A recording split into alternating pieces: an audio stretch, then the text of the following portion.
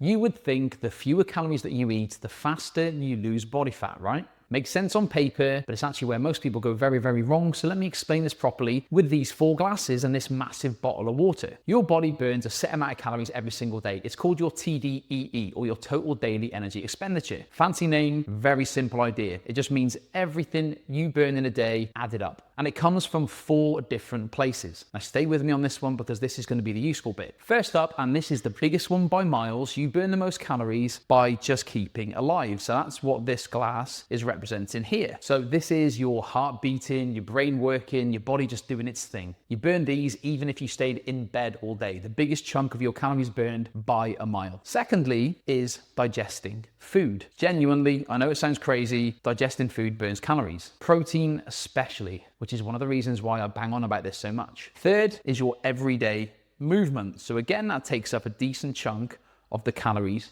you burn in a day. It could be the school run, it could be the housework, it could be walking to the car, it could be washing the car if you fancy that. Even fidgeting, all the random stuff that doesn't feel like exercise, this adds up way more than people realize. And fourth and last, and you would find this hard to believe, is your actual workouts, the time you spend in the gym. Now, for most people, this is the smallest slice of the lot. This is the thing that everyone thinks is fat loss, but it's actually the smallest part of the equation. Why does all of this matter? So say your body needs 2,000 calories a day and you slash it down to 1,000 calories because you feel less is going to help things speed up. Will you lose weight? Yeah, you will at first, but your body's not stupid. It notices that half the fuel's gone missing, and what it does is it starts to fight back a bit. Your hunger goes through the roof and your energy drops to the floor. So all that everyday movement that we're talking about before shrinks down without you even noticing. You're going to be sitting down more, you'll fidget less, you'll walk slower, you'll just become a far more lethargic person. And your body basically just turns the dial down in order to survive on the fuel that you're giving it. And trust me when I say this, your metabolism is not broken. It's just adapting and doing exactly what the human body is built to do. Adapt to stressful situations. So the game was never how little food can I survive on, because that's just a miserable way to live, right? So here's what I actually do with my clients. I give them a small deficit, maybe 300 to 500 calories below what they actually need. Keep their protein high, get them to lift weights a couple of times a week, tell them to get their steps in and try and get 6 to 8 hours sleep. And also just to make sure they're keeping an eye on their strength as well, because if the scales drop in and you're getting weaker at the same time, you're actually losing muscle tissue. And that's the thing we're trying to hold on to, because the more muscle that you have, the faster your metabolism is, which is why it's important to have enough protein in your diet and resistance train. The scale will move slower this way, that's for sure. Of course it will.